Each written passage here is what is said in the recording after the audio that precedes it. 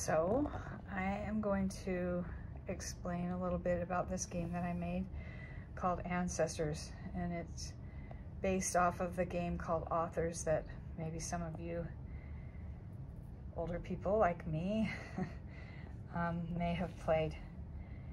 I chose 13 of our ancestors, ones that actually crossed the plains and lived in some of the early church history times. And I made these cards. Each ancestor has a set of 4 cards. So here's an example of an ancestor of my husband's. This is Esther Pierce-Geen, and each card has 4 items on it. All 4. They all have the same items, but they're each at the top of each card. One of those items is listed at the top, and they're all different. And so you would, in order to have a book, you call it a book, you have to have all 4 cards, and then you can set them aside, and whoever has the most sets of cards in the end wins. But it's a really fun way to play the game. So for an example here, this is Esther Geen.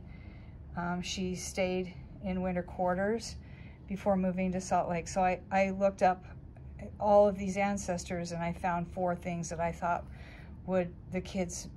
might be helpful to the kids. And then I actually decided to find a picture that has to do with the event at the top.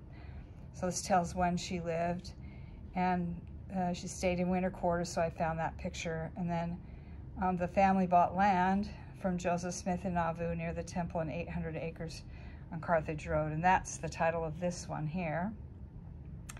And then when they left Nauvoo, they crossed the frozen Mississippi. That's this one right here, and I found a picture that could go with that.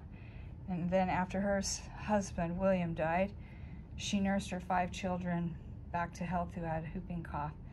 So you just start asking. If you have this card, then you start asking for these cards, and as soon as you ask somebody, if they don't have it, then they reach over in the pile and pick a card, and hopefully they can start building their books. So that's how you play the game.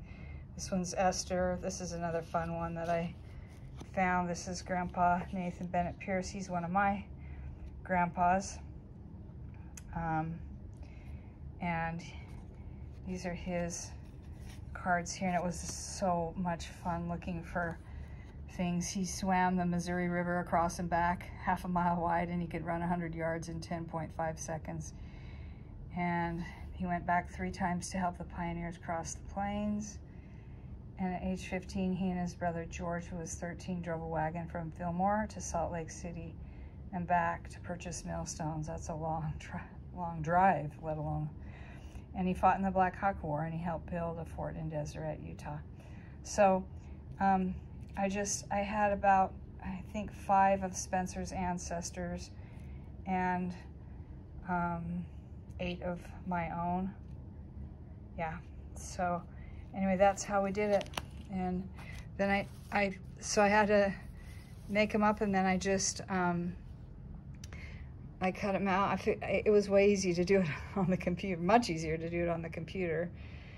But it was a fun way, and I asked all the kids to play this game while they were driving out, so that when we got to these special places where these people's names came up, that they would know and understand what was going on. Another thing that I did is that with each of the ancestors, I wanted the kids to know how they're related to the ancestors. So I printed off these pedigree charts here, and showed how this is for my daughter Janie. This is her and her husband. So this is how she's related to the person Thomas Oakey and Ann Collette, which have cards over here. And then here's another one where we had 2 sets of great. Anyway, they can see how they're related. And then here's one of Spencer's. And I just I drew it, and then I underlined anybody that was in the game at this point.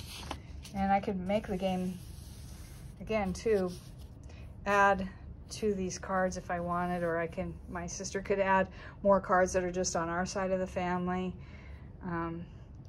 But I'm pretty excited about it. And I think it's going to be a blessing, and hopefully they'll play this game, I don't know, maybe 3 or 4 times a year, so that they can know who their grandparents are and the amazing things that they did that are blessing us today.